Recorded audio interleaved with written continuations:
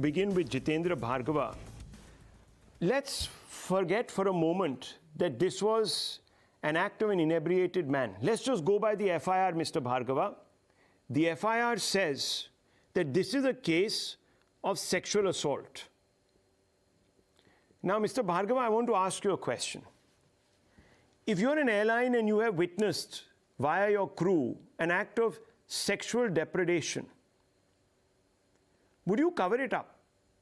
Would you even try to affect a compromise? You see, sexual assault cases are a completely different league. This is an act of grave criminal depravity. This is not some inebriated man out of his sense. Why didn't he relieve himself on a man, for example? He chose a woman. There's a reason here, there's a pathology.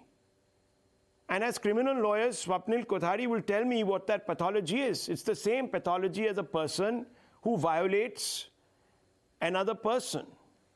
And there is a word for that act.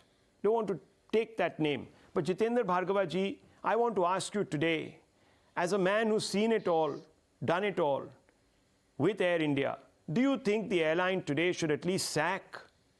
If the employers of this man, Shekhar, can sack him, then why isn't Air India taking action against its derelict crew?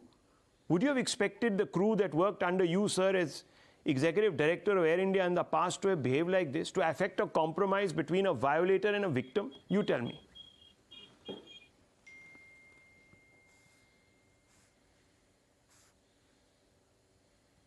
So I think you're on mute. I can't hear you. You need to unmute yourself. If you can just unmute yourself, thank you. Yeah. Yeah, go ahead. I can hear you clearly. I'm sure you're aware that the Air India MD and CEO has addressed a letter to all the employees, where after reviewing what has happened in this particular case, issued fresh directions so that there is no misunderstanding or wrong interpretation in the future.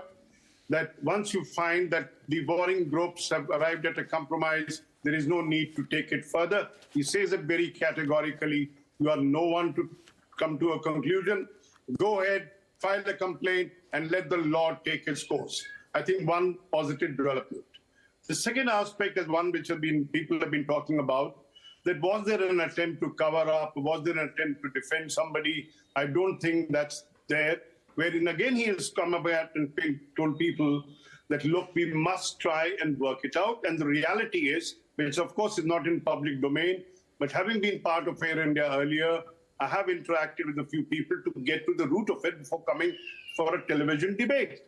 That one reason why the delay took place was that they had reached out to the affected lady, the lady passenger, and worked out something, and they were in discussion with something, and only after they couldn't arrive at any kind of an understanding was the legal process initiated, FIR was filed, the internal committee was set up to look into the whole thing, and then of course the process will be followed and punishment. Mr. Bhargava, like barring the member, Mr. Bhargava, as the law provides, Mr. Bhargava, for lifetime. Did the crew not witness? Just share it.